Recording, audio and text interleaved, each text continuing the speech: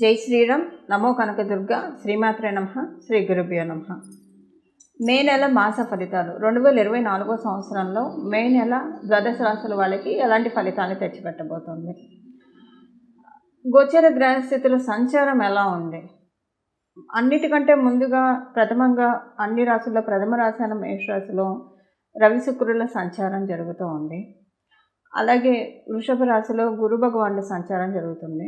మేషరాశిలో ఉన్న రవి సూర్యనారాయణమూర్తి మే 15వ తారీఖు నుంచి మేషరాశి నుంచి వృషభ రాశిలోకి వెళ్తూ ఉన్నారు. కన్యా రాశిలో కేతు భగవానుడి సంచారం, శనైశ్వరుడి సంచారం కుంభరాశిలో, అలాగే మనకి మీనరాశిలో కుజుడు బుధుడు రాహువు వీళ్ళ ముగ్గురు సంచారం జరుగుతూ ఉంది. బుధుడు 11వ తారీఖు నుంచి మీనరాశి నుంచి మేషరాశిలోకి వస్తాడు. శుక్రుడు కూడా ఈ నెల 20వ తారీఖు నుంచి మేషరాశి నుంచి వృషభ రాశిలోకి వెళ్తాడు. అంటే ఆయన స్వస్థానానికి ఆయన వెళ్తూ ఉన్నారు. అక్కడ గురు భగవానుడికి ఆతిథ్యం ఇవ్వడానికన్నా అనుకోవచ్చు. ఎందుకంటే ఇప్పుడే కదా గురు భగవానుడు ఈ నెలలోనే కదా వచ్చింది. గురు భగవానుడికి ఆతిథ్యం ఇవ్వడానికి ఆయన రాశిలోకి వెళ్ళాడు. ఇది ఒక మంచి శుభ పరిణామము. అక్కడ సూర్యనారాయణమూర్తి కూడా ఈ మాసం మధ్యలో రావడము, 20వ తారీఖు నుంచి శుక్రుడు కలవడము, ఇదంతా చాలా మంచి శుభ పరిణామాలకి అంటే ఇది శుభగ్రహ స్థితి అని చెప్పాలి. ఈ శుభగ్రహ స్థితి ద్వాదశ రాశి వాళ్ళకి ఎలాంటి ఫలితం ఇస్తుంది ఈ విషయం మనం చూద్దాము. అయితే ఈ విషయం చూడటానికి ముందుగా ఇక్కడ ఒక విషయం మనం తెలుసుకోవాలి. ఆ విషయం ఏంటంటే రవి గురు శుక్రులు వీళ్ళ ముగ్గురు కలిసి కాలపురుషుడు కుండలిలోంచి 2వ స్థానమైన వృషభ రాశిలో సంచారం. ఇప్పుడు శుక్రుడి రాశి అయిన తులారాశిలో సూర్యనారాయణమూర్తి నీచ పొందుతాడు.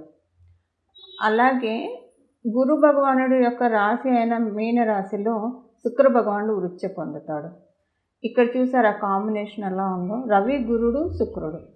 గురు భగవానుడి రాశిలోనేమో శుక్ర భగవానుడు ఉచ్చ పొందుతాడు. శుక్ర భగవానుడు రాశిలోనేమో సూర్యనారాయణమూర్తి నీచ పొందుతాడు.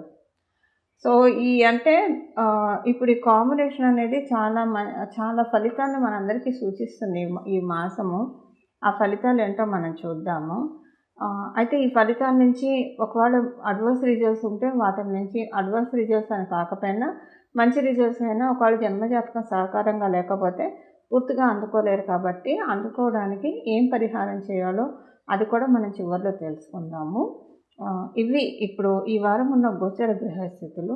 ఇప్పుడు మనం ఫలితాలు తెలుసుకున్నాం. ఈ గోచర గ్రహస్థితులు ద్వాదశ రాశుల వాళ్ళకి కూడా ఎలాంటి ఫలితాన్ని తెచ్చిపెట్టబోతూ ఉంది ఈ విషయాన్ని ఈ తదితర అంశాన్ని మనం తెలుసుకుందాం.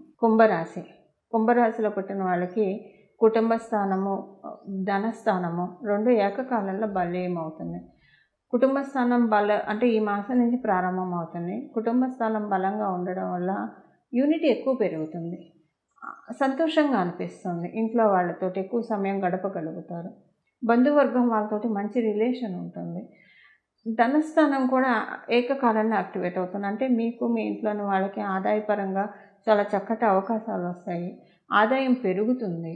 దానివల్ల ఏంటంటే ఈ మాసం నుంచి మీకు స్వగృహ యోగానికి అవకాశం ఉంది. అంటే ఈ మాసంలో నేను చెప్పను, బట్ ఈ మాసం నుంచి యాక్టివేషన్ పాయింట్ స్టార్ట్ అవుతుంది కుంభరాశిలో పుట్టిన వాళ్ళకి.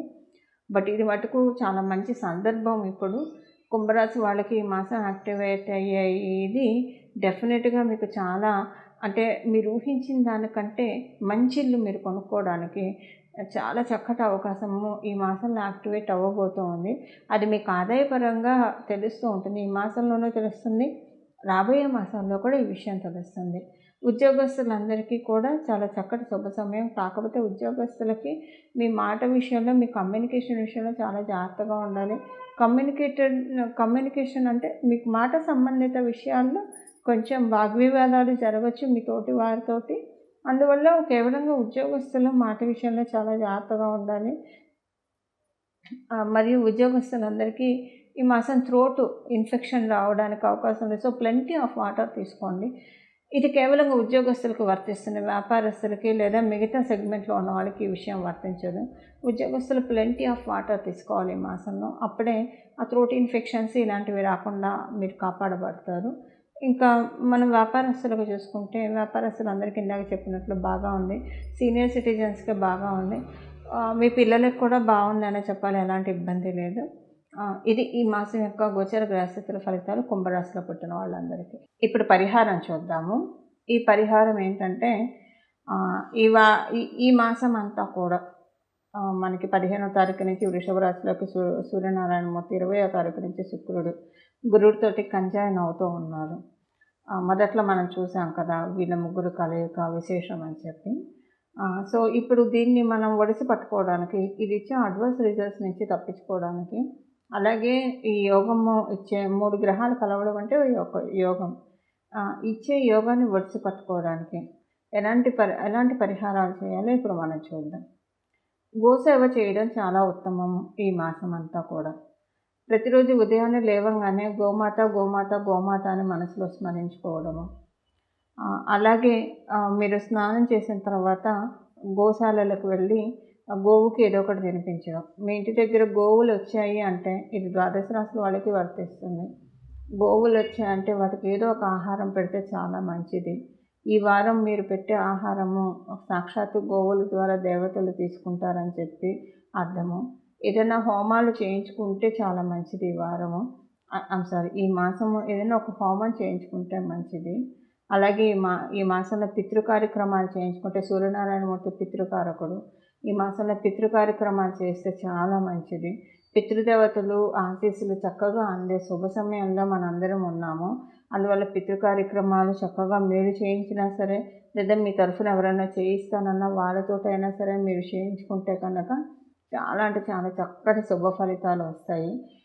కాలపురుషుడు కుండలిలో ద్వితీయ స్థానం అంటే ధనస్థానంలో శుక్ర భగవానుడు రాష్ట్రాధిపతి ఉన్నాడు.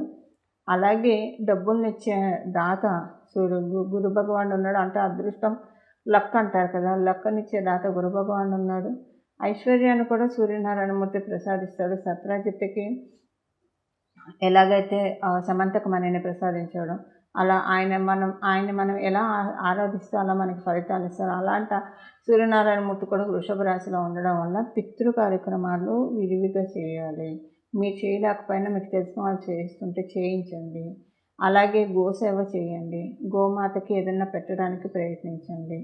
గోమాత గోమాత గోమాత అనే రోజు లేవగానే ఉదయం 3 సార్లు అనుకోండి. అలాగే దాంతోపాటు ఈ మాసం అంతా కూడా శ్రీ సూక్తం వినండి. రోజు కనీసం ఇంట్లో 3 సార్లు. మీరు యూట్యూబ్లో వింటారా, ఎలాగైనా సరే ఒక 3 సార్లు శ్రీ సూక్తం వినడానికి ప్రయత్నించండి. ఇవన్నీ కూడా ద్వాదశ రాశుల వాళ్ళకి లక్ష్మీ కటాక్షాన్ని తెచ్చిపెట్టే పరిహారాలు. ఇప్పుడు నేను చెప్పినవన్నీ కూడా అన్నీ చేయడానికి ప్రయత్నించండి, లేదా కనీసం వీటిలో ఏదో ఒకటన్నా చేయడానికి ప్రయత్నించండి. తద్వారా చక్కగా లక్ష్మీ అమ్మవారి ఆశీస్సులు, ఆ లక్ష్మీ అమ్మవారి శ్రీలక్ష్మీ అమ్మవారి కటాక్షం అందుకోండి. మంగళం. నమో భగవతే వాసుదేవాయ.